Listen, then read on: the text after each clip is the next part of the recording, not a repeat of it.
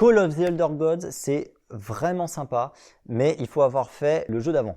Donc vous jouez à Call of the Sea, et après vous jouez à Call of the Elder Gods. C'est d'autant plus important que, en ce qui me concerne, je trouve que le jeu est un petit peu moins bon que Call of the Sea, mais ce qui arrive à le placer sur un cran d'égalité avec son prédécesseur, c'est justement parce que c'est son successeur, et qu'on a joué au premier, et qu'on a toutes les refs, et qu'on est content de voir cette histoire, en quelque sorte, arriver à son terme.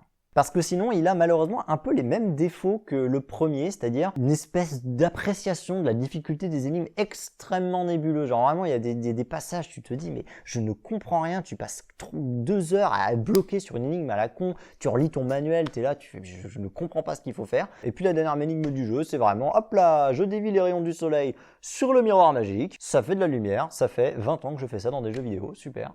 Et tout le jeu est comme ça, avec des énigmes à la difficulté en dents de scie, qui était exactement le reproche que je faisais au premier jeu, où pareil, tu bloques pendant des heures sur l'énigme du chapitre 3, et à la fin du jeu, c'est le fil vert sur le bouton vert, incroyable. Mais là, Call of the Elder Gods, il a un deuxième petit problème, c'est qu'il est un chouïa trop ambitieux.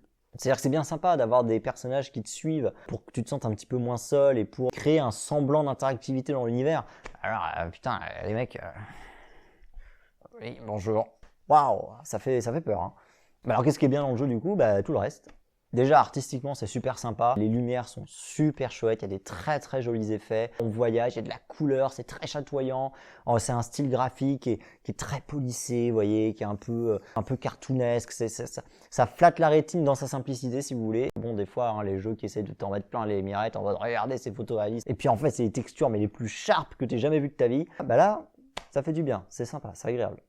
Et puis l'histoire, enfin quand tu as joué au premier, tu es tellement content de retrouver les personnages, les petites références. L'histoire de Harry et Nora, elle est toujours aussi belle, cet amour qui transcende la mort, et enfin c'est fantastique quoi. C'est du Lovecraft sans faire du Lovecraft, parce qu'on s'inspire très fortement de ces bouquins, mais on les twist de sorte à ce qu'il y a quand même ce petit truc d'originalité, où même si tu connais bien l'auteur, tu te dis ah ouais ça c'est pas mal, ah oui c'est une bonne idée, c'est un bon ajout. Et puis on a très envie d'avoir un troisième titre dans cet univers-là, enfin moi j'ai très envie en tout cas.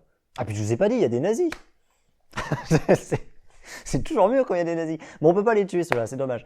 En fait, ils sont déjà morts. Autre chose s'en est chargé à notre place. C'est con. Ça vaut bien un 8 sur 10.